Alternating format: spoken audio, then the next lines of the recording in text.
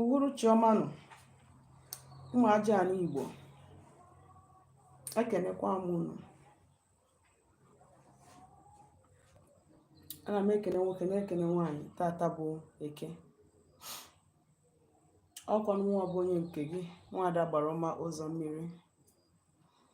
Abụ m onye mgbasa ozi ọma ọdịnala Igbo, bụrụkwa dibịa Igbo. Anyị na-agba afa, na-agbasi afa ike, na-alụkwa ọrụ mmụọ dị iche iche. Anyị na-enyekwara ụmụ Igbo aka ịmara eziokwu gbasara ọdịnala Igbo, maka na ọdịnala bụ ụzọ ndụ na ụzọ eziokwu. Ejikwa m ohere a wee na-asị na tata bụ Eke ga-amara anyị mma. Eke ga-eketara anyị ndụ, kepụrụ anyị ndị iro, kepụrụ anyị ndị ajọ obi, kepụrụ anyị amụsụ mmadụ, kepụrụ anyị ndị wedu n'obi mana amụ dị ha n'eze. Asị m na chi anyị na ezumezu mmụọ niile anyị na-achụrụ aja na ha ga-agọzi anyị, mepere anyị ụzọ ndụ na ụzọ udo. Wee sị na otu ahụ kwuru ya ka ọ ga-esi wee dị. Tata bụ Eke, ụbọchị Orie, ụbọchị Afọ, ụbọchị Nkwọ, n'afọ na-anọ n'ụbọchị na-anọ ise. Ndewo n'ụmụ Igbo. Ya gazie Maazị Donatus Afọkire. Ka o ree ka isi wee kwelu Chidozie Kwen. Ka tata wee kemara anyị niile mma. Chimaobi Eze Nativity, mgbede ọma, ndewo. Ka tata wee kemara anyị mma. Biko, ọ bụrụ na o nwere ajụjụ ị nwere ịjụ m gbasara ihe ọbụla n'ọdịnala Igbo, maọbụ na ị chọrọ ka anyị gbara gị afa, maọbụ na ị chọrọ ka anyị rụọ ọrụ gị ọrụ mmụọ, zitara m ozi n'akara m na 07037311663. O nwere nnekwute ihe nsị ka m bịa ka ntụgharị uche na ya. Unu ma na mgbe ụfọdụ na ihe gbasara mgbọrọgwụ na akwụkwọ ihe m na-akụziwe once in a while. So tata bụkwa ụbọchị m wepụtara ohere ka anyị nyegharịa anya n'ihe gbasara this Prekese wonder. Ndewo Zekel megharịa abi, biko ọ bụ na m nsụtụ ya, biko pardon me. Ya gaziere gị. Ihe a bụ nnukwute osisi na-arụ nnukwute ihe dị iche iche. Ọtụtụ nwere ike ha amalị ya, ọtụtụ nwere ike ha ma mma ya. O nwere ike ebe a na-ere ihe omenala n'obodo gị, ọ bụrụ na ị na-afụ ihe a wee na-ajụkwazi kedu ife ọ na-arụ. Ihe anyị fọrọ na-arụ wonders and miracle. Biko, agaghị m ewefu ọtụtụ oge na live video m na-eme. Onwe ajụjụ ị ga-ajụ m, biko, dịka anyị na-achagharị uche na ihe m bịara ịkụzi, biko ị gaa n'iru wee dosara m ajụjụ gị ka m nwee ike wee sakwa gị ya ozugbo. Ihe a Prekese wonder ka a na-akpọ ya na oyibo. Amaghọ m ihe unu na-akpọ ya na be unu, mana eji m n'aka na onye ọbụla fụrụ ya ma ihe m na-ekwu maka ya. Ihe ha na-arụ nnukwute ọrụ dị ebube with the proper intention and command. Okay, we call it oshosho. Efugi ya na anyị ka nwere ndị Igbo. So ihe anyị na-ahụ, ka m bịagodu. Ọ bụrụ na ị na-arụ ọgwụ infection, ihe a so na the major ọgwụ a na-eji arụba ọgwụ infection. Mgbede ọma Maazị Ụgbọanyị Chibụzọ. Ka tata wee kemara gị mma. Mana ihe anyị na-ene anya ya na-achụ ajọ mmụọ ọsọ, na-achụkwa ndị iro ọsọ, wee na-asakwa ụchọ, were na-agwọkwa ọrịa dị iche iche. Ọ bụrụ dịka na ịbụ somebody na-alụba ajọ nrọ, mgbe ọbụla ndị amụsụ na-enye gị nsogbu, ma one evil spirit a na-edisturb gị, ị na-ala ụlọ na-apres gị, maọbụ na ebe ibi na compound ebe ibi na ị na-efili na landlord gị ma ọ na your co-tenant wee onye amụsụ, na o ji amụsụ wee na-aghasa ndụ gị, na o ji amụsụ wee na-aghasa ihe ị na-eme, maọbụ na o nwere onye ifili na ọ dị n'ogboni and onye ahụ nọ close to you, ị ga-eji Prekese wonder wee chụọ ya ọsọ, chụọ ya ukwu eru ana, ọ bụrụ na ị bi na compound ma na ị bi na neighborhood ebe ị na-suspect na enwere ike ọ bụ na ndị omekome, ndị ajọ mmadụ, ndị ufu obi na ndị amụsụ nọ na ya bụ ebe ibi, mana you cannot actually predict whom that person is. Ihe a ka ị ga-eji wee mara, maka na ngwa ngwa itinyere ya ebe ọbụla ndị iro gị nọ, gịnị ka ha ga-eme? Problem adịrị ha. Ọtụtụ nwere ike asị na igbuwe ha, ọtụtụ nwere ike asị na iji ha eje na dibịa, ụfọdụ nwere ike asị na iso n'ogboni, ụfọdụ nwere ike asị na ị na-atọmentị ha.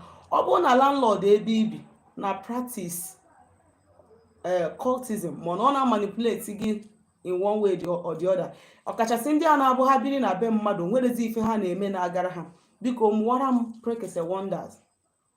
Ọ ga-eme landlord nwere ike ịnọ n'ọgbagharịa, mana mgbe ị na-eme nke a make sure na ijide gị ego ụlọ, maka onye nwere ike ọ chụpụ gị. So osisi ị na-ene anya na ọ bụrụ na ebe ibi na ifili na enwere maybe some entities or forces, negative forces na-abata ebe ibi na-enye gị nsogbu, ihe ị ga-emebi iweta ihe a ibe ya, ibegodi ihe ma mụchanwu ya that day, tinye ya na room gị ebe ibi. Ọ bụkwa n'ụlọ gị nwe that compound, dosia na your compound, mụọ ihe a. Ọ bụrụ na o nwere evil spirit bịagoro bịa na dwell where you are living, ọ ya achụ ya kpamkpam, ọ ya achụ ya ọsọ, ijiri anya gị na-abụfu ya. Ụfọdụ nwere ike ị na-eme ihe a kọbresi from nowhere pụta na-agba agba. Ụfọdụ nwere ike ị na-eme ihe a your neighbor nwere ike omebe ọsaba asịsa, ịghọtago? Landlord gị nwere ike ọsaba asịsa. So ọ bụrụ na ị na-enwe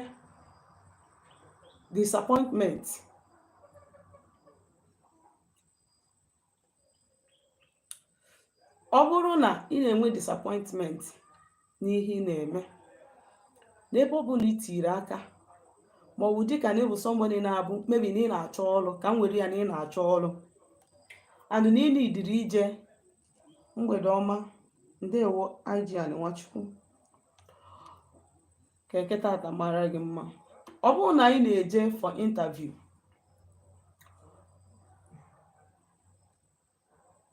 ọ bụrụ na ị na-eje interview ma na ị na-eje for job appointment, ma na inwe contract ị chọrọ secure, ihe ị ga-emewu gbabie ihe a. Ọ bụrụ na ị weta like 2 ya, osisi ihe a 2, that is otu ọ dị kịta 2 ịbụọ, ịsachasịa ya ọfụma, iwere mma kọtụsịa anya, iwere 1 liter mmiri sie ya like 20 or 25 minutes, isicha anya gbapụta ya.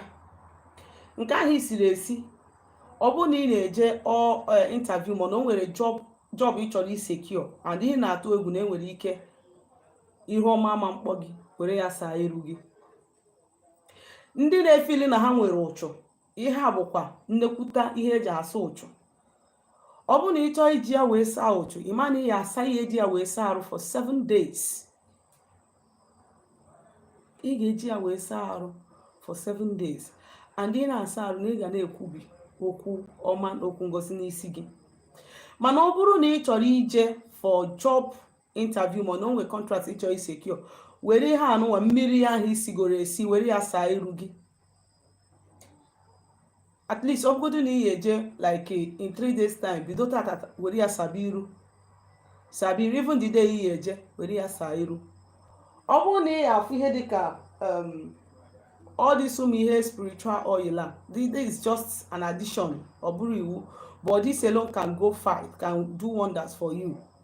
Ọ bụrụ na ya afụ ihe dịka helping hand oil, for ndị na-eje for business appointment, ma ndị chọrọ secure new job, ijiri ha asasi iru gị, iwere helping hand oil tee n'iru na n'aka na n'ụkwụ tupu ịmalite njem ahụ. Ime ya na victory and success ga-abụ nke gị. Ọzọ dịka ibe ya bụ na ọ bụrụ na ị na-enwe feeling na ị na-enwe ihe dịka fibroid, ma ọ bụ na period gị a na-agbasi ike,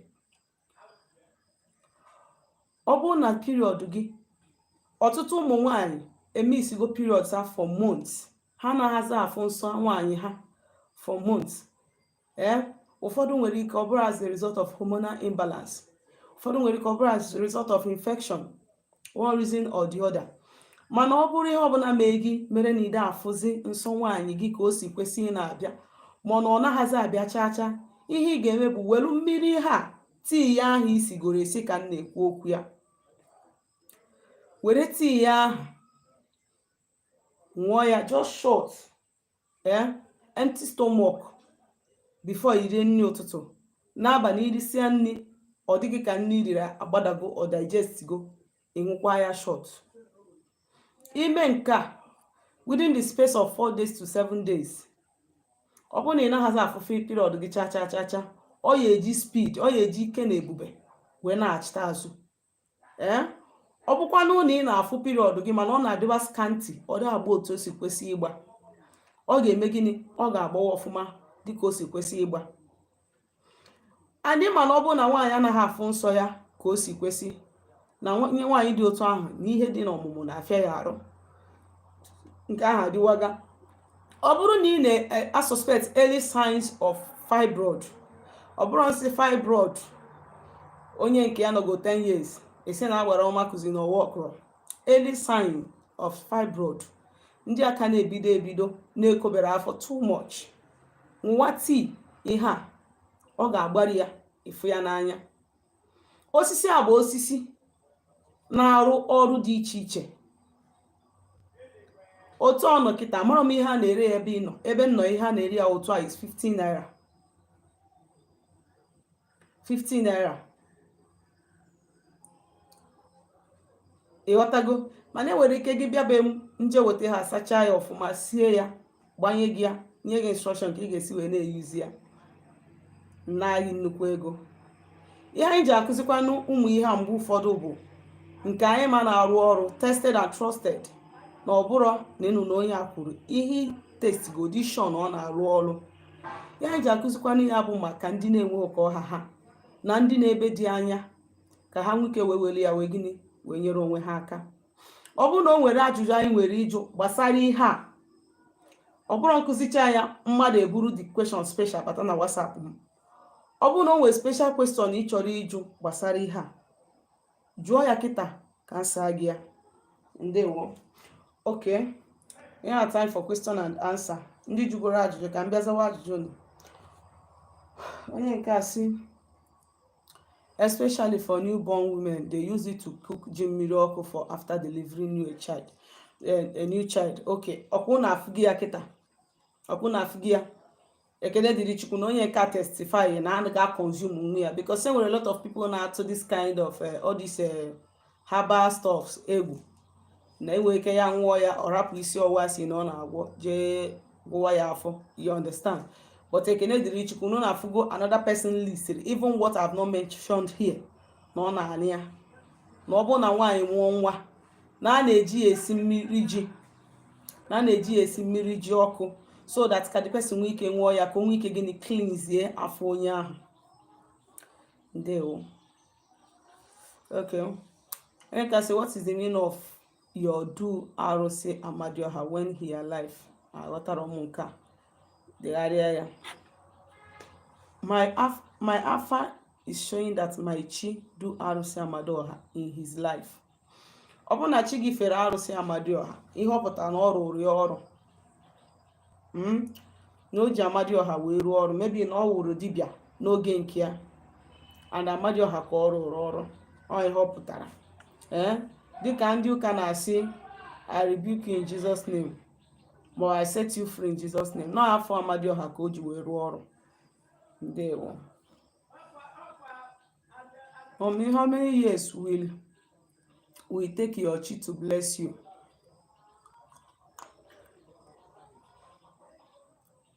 Ọ bụrụ naanị chi mmadụ na-egozi onye ahụ. Ihe chi gị na-emewu, chi gị is your messenger. Ọ intercessor gị ka ọ bụ, ọ mediator gị ka ọ bụ between you and other forces in a hassle. Onye kpọtara ndị ụka ji wee kpọọ Jesus the mediator of a better covenant. Ihe chi gị bụ gịnị? Onye ọgbọ ụkọ n'etiti gị na mmụọ ndị ọzọ, nke ha nyere ya ka ọ ga-ewetara gị. nke ha na-enyere chi gị na ihe chi gị ga-eme bụ ịyọwa kpewe ire ọma n'isi gị, yọba ayọ. That is the reason why onye ọbụla ama ife ga-eme gịnị ga na-enye chi ya ihe ka chi gị wee nwee ume o ji eme gị na-eji ayọrọ gị ayọ n'isi gị. So ọ bụrụ na chi gị ada agọzi gị maọbụ na ide enweta rizọt ihe ị kwesịrị inweta n'aka chi gị dịka ka isi kwesị inweta n'echiche obi gị, na o nwere ọtụtụ ajụjụ ị ga-ajụ onwe gị. Enwere ihe chi ma mere na-enye m nsogbu so na-eme na ihe m na-eme ada aga? Maka mgbe ụfọdụ ọ bụ na chi gị nwere arụ o mere ma na chi gị nwere spiritual depth o ji before ị mara na ọ ga-eme gị nwa ị ga-achụsi aja ike before you start reaping. 1 2 ọ bụrụ na arụ dị n'ụzọ gị, I keep saying this thing, na arụ nwere ike ihinda mmadụ so many blessings. Ọ bụrụ na arụ dị n'ụzọ gị, mara gịnị na ihe ejeje eme gịnị, mara ka gị na aja ana ga-esi wee dozi. Ọzọ dị ka ibi ya bụ mgbe ụfọdụ na forces na-eso mmadụ na chi onye ahụ, ọ na-abụrụ chi onye ahụ burden ime ihe dị na ya. Ọ bụrụ na forces na-eso gị, that is na ndị ajọ mmadụ na ajọ mmụọ na-achụ gị erika, ị ga-eme sure na ị na-enye mmụọ ihe steady ka nwee ike wee mee gịnị wee na-agbagharị gị ụzọ. It is not just about your chi, it is about every other entity gị na ha so, dịka ndị ichie gị, dịka aja ana gị, dịka mmụọ ndị nna nna gị ha fere, dịka ndị mmiri gị, dịka arụsị gị na ha so, arụsịbe nna gị, arụsịkwu nne gị, arụsịkwu nne nne gị, arụsịkwu nne nna gị. Ọtụtụ mgbe our grandfathers and great grandfathers, our forefathers, let me just say it like this, ọtụtụ mgbe na many of them mere arụ anyị na-ata afụfụ ya taa. Ọtụtụ mgbe they committed an abomination that is affecting us today. So nke bụ na ọ bụ na ụdịka ihe a bụ ihe dị n'ụzọ gị, you see that ihe a bụrụ ihe ị ga-asị na ị na-egburu chi gị ọkụ ka chi gị jee merụ gị ihe. Ị ghọtara na ihe ị ga-eme bụ gịnị? Ije jụọ ese mara ka foundation gị dị, mara onye mere ihe anụ a, mara ihe ị ga-eme wee mee gịnị wee mee the spirit na-enye unu nsogbu a peace. Because ọ bụgodu na chi gị ji nata gị ihe, mmụọ a na-ewu wepụta chi ga na-achị azụ. Ị na-aghọta ya? Ndewo. I have settled my chi and the chi and my agwụ, my ndị mmiri, because I'm from Njaba water. Any other thing?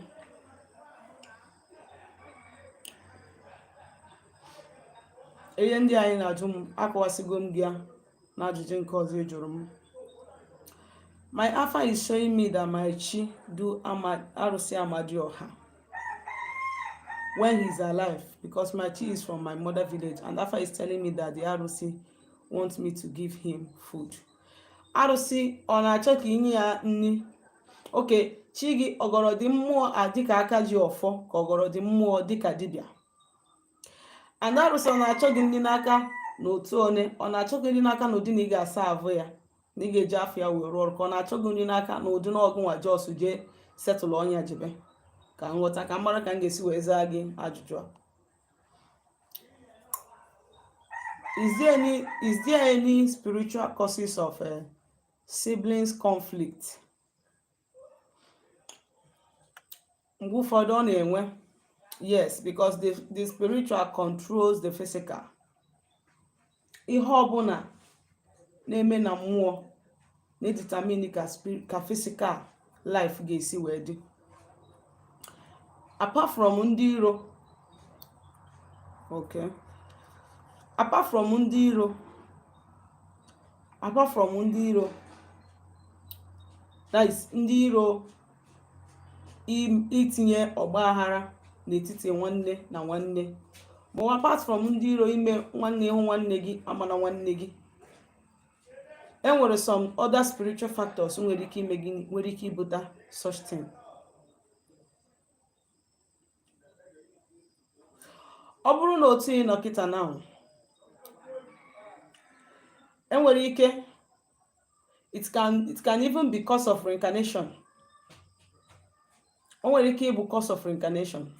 Enwere ike otu ị nọ kịta now, this physical life, o nwere ife mere nwanne gị ahụ, as in na this physical life o nwere anything na mere ya, but during the other time of reincarnation, the first time you people reincarnated, o nwere ka ọ bụ na gị na ya dị n'okwu, that is unu nwere unfinished issue, unfinished problem. The guy wee ṅụọ iyi wee sị that even in this life and in my next life I will not forgive you. And then nwere ike in that previous life enwere ike ịbụrụ nna ya ma ya nwa abụrụ nna gị ma ị bụkwara nwanne ya ụta, you understand, o wee ṅụọ iyi wee sị gịnị, even in my next life, onye nwa bụ iyi ụwa a na-ekwu okwu ya. O wee ṅụọ iyi even in that life ọ nọ see that in my next life I will never forgive you. Ụwa m ụwa asaa ma mgbaghara gị. This thing could be the cause of such thing. O nwere ike ime gịnị, o nwere ike ibụta ụdịka ihe dị otu ahụ. Ọ bịawa ụwa, gị nwa bịawa ụwa, o buru data iyi ụwa wee bịa ụwa.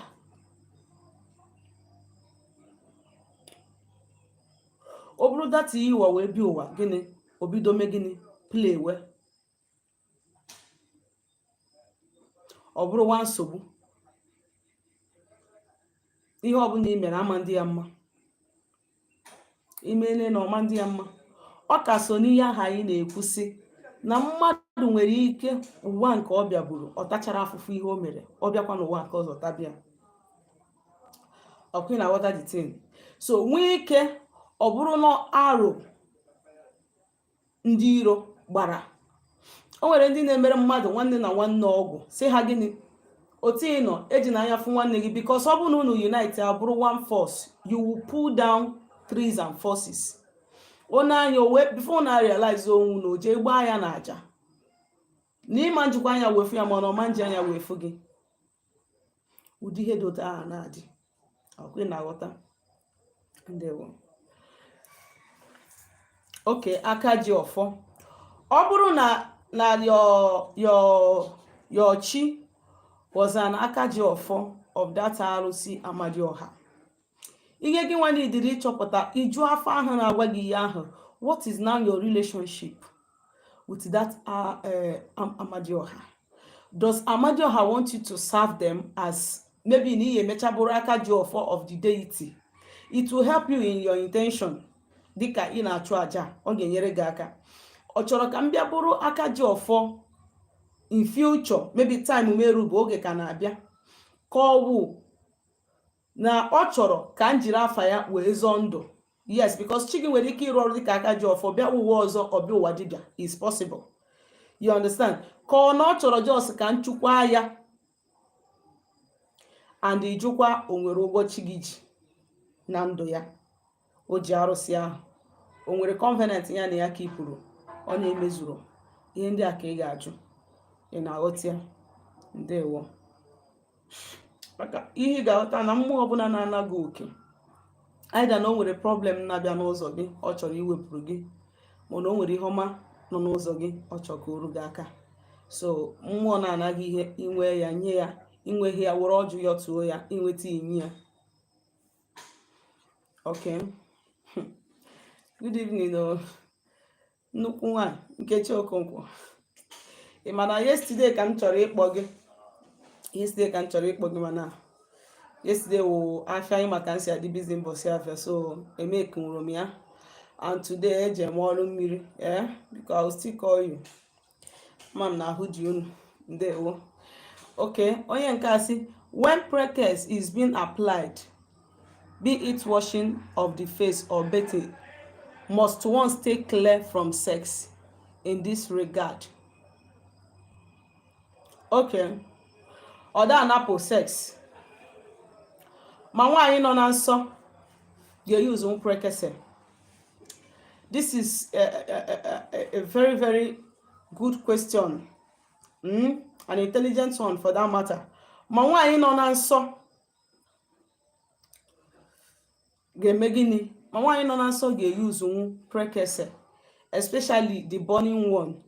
Mana that bathing one nke a na-asa asa na arụ, the person ama use ya ma ọ nọrọ na nsọ. The only thing I'm coming to your question, I'm just trying to point out something here. The only thing bụ na nwaanyị nọ na nsọ ama use Prekese wee saa arụ. And ọ bụ na ị chọọ iji Prekese wee saa arụ, the water, ọ bụ na ị chọọ iji ya wee saa arụ, ị mara na ị ga-eme gịnị? Ị ga-ebu ụzọ were ncha na ogbo gị iji asa arụ wee saa arụ. before ịgbanye mmiri ya, because ọ bụrụ na imewe ka ijiri mmiri ya wee saa arụ normal bathing, o nwere ike ome gịnị ọma nzu, o nwere ike ọ na-consume gị a lot of it. So ijiri n'ọma ogbo na ncha iji asa arụ saa arụ, then you now use the water jizie ya saazie onwe gị from your face down to your leg. And ijiri ya saa arụ, please do not use towel or cloth, anything to dry it. Allow it to dry on its own. Ekwugo m na ọ bụ na ị chọrọ iji Prekese wee saa arụ, ị ga-eji ya wee saa arụ, as in ị ga-eji ya wee saa arụ ma ọ bụ dịka na ị na-enotice na ị nwere ọchụ. That is if you want to do a total bathing, ịbụ na ị na-enotice na ị nwere ọchụ. Mana ọ bụ na ị chọrọ ị secure an appointment, you use it to wash your face 3 days before ime gị na ijebia. Then ọ bụzie elu na ị chọrọ i use Prekese, that is you want to burn it. Ọ bụ na ị chọrọ ịbọn ya, ọ da anapụ mmadụ gịnị inwe mmekọ nwoke na nwaanyị. You understand? But ọ bụrụ na ị chọrọ iji ya wee saa arụ, you have to abstain, because ihe a ritual ka ọ bụ. You have to abstain until you get the result of which you are using that thing to bathe. And I'll tag you there. Okay, mommy, I have go to Alpha to ask if anything my chick commit or any arrow in my life or anything holding my forces not to bless me. Alpha say no, that my way is pure, just that all my zumezu just want me to keep praying. Jee gbagharị afa jụọ m iwere call. Inugo bie mkpụrụ, excuse me, o nwere ihe ndị Igbo na-akpọ mkpụrụ. I don't know if you know. Okay, I'm coming, please. Na ihe bụ mkpụrụ. Let me grab this. Mkpụrụ is something like this, osisi. Ọtụtụ mgbe a na-eji azịza eme ya. Ịchọ ije afa, I want to teach you something.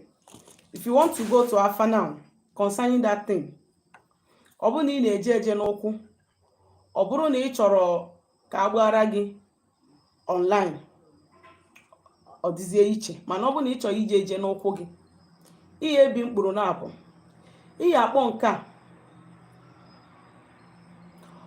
Ị na-adị na-ekwu, ọ bụrụ na mmụọ Amadioha na Chimusom, ị na ihe na-ekwu, ọ bụrụ na mmụọ Amadioha na Chimusom ma n'oge ha ga-eji wee gozie m erutabe, nruo n'afa afa jidere m osisi a, iweta nke a. Ọ bụrụ na mmụọ Amadioha kpọrọ mụ dịka dibịa, ma ọ na m ga-abụ aka ji ọfọ ya, afa jidere m nke a. Ị na-aghọta? Afa jidere m nke a, ikwuo ya, ijikọọ ya ọnụ, igbuo ya asọ 4 times. But mind you, ị na-eme ihe a, ị ga-eme gịnị? Ị ga-amonitor ya ka ị mara nke bụ nke. You must differentiate them. They must now have resemblance. Then ọ bụ na ịwọcha these two njikita, ifu na ofu toro ogo, ofu dị mkpụmkpụ, you can use this to mark them. Ime ya iche ya je na be dibịa onye na-agba afa, ijekwuru isi ya na ị bịara ịgba afa, ọjụ si ese ndụ gị, iwele ha wee nyasị ya na ị chọrọ ka afa gwa gị mkpụrụ na-abịa iburu, kedu nke ị ya esobe ka ị nweta ife ọma na ndụ a. Inye ya ọ gbacha ya nke ọ bụ na opi ikere, ịmaga ihe i kwuru na nke ahụ ka iji ana. If you have further question, you can go outside, buo mkpụrụ ọzọ, jụkwa, weghachita ya azụ. Are you getting me? Ka ị wee mara relationship gị na ha, ọ dị important.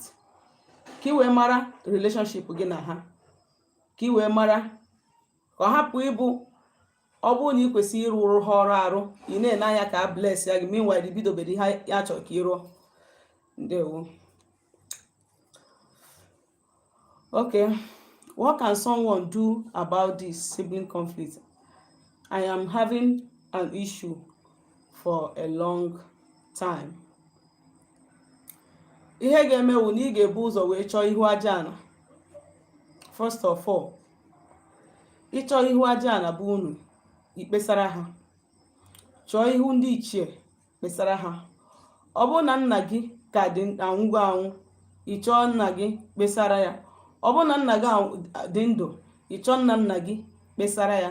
Ikpesachaa ya, i wee gbaa afa ka ị mara direction ha ga-enye gị. So thanks indeed, you have cleared me. Ndewo. Just that Afa say that I have gift of prophecy, and Arose Amadioha want me to give him food. Only that I can be calling him during praying, because another person is serving him in my mother village. Gift of prophecy, iwe onye ọrụ. Ị nwere ọkpụkpọ oku, ha gwa gị okwu straight forward. Ọ dibịa ka ebu, onye ọrụ ka ebu. So it is not just about gift of prophecy. Ọ bụrụ na ị nọrọ na village na ihe ị ga-emewu izdeela onye ga-agbarụ gị afa, idere ya na message, isi ya na ihe na-abụ a, ide ya ede ma use ya na voice note, ide ya ịgwa ya si ya bie mkpụrụ n'afa gị, gwa gị ihe na-abụ a, nke ọ ya bụ isobe ka ị nweta ihe ọma ị na-achọ. Ndewo na ụmụ Igbo. Echefukwana idere m ozi na my WhatsApp nọmba na 07037311663. Ọ bụrụ na ị chọrọ ka agbalụ gị afa ma ọrụ gị ọrụ mmụọ, ya gazie.